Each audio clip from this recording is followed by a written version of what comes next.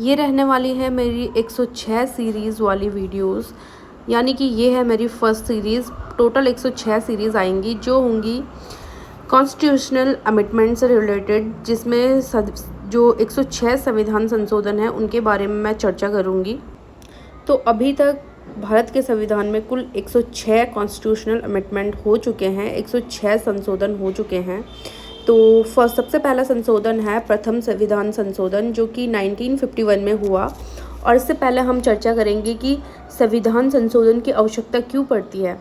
Actually क्या होता है कि देश की ज़रूरत और परिस्थितियों के हिसाब से जो हमारा संविधान है उसमें बदलाव करने की आवश्यकता पड़ती है।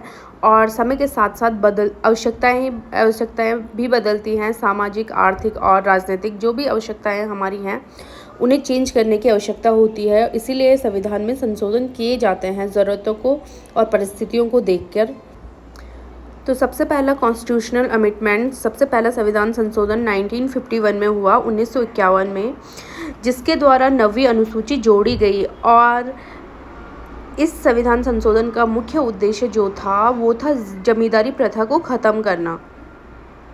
तो 9वीं अनुसूची में जोड़ी गई थी 1951 में प्रथम संविधान संशोधन द्वारा, और इसका मुख्य उद्देश्य जमींदारी प्रथा को ख़त्म करना और भूमि सुधार कानूनों को मजबूत बनाना था। जमींदारी प्रथा से आप क्या समझते हैं? जमींदारी प्रथा का मतलब है कि पहले एक जमींदार होता था, जिसके पास जमींदार वो होता था जिसके पास बहुत सारी ज़मीन होती थी, और फिर जो गरीब किसान होते थे उन्हें वो अपनी ज़मीन खेती करने के लिए देता था, और गरीब किसान उसमें खेती करते थे और खेती के बाद वो उनसे लगान वसूलता था।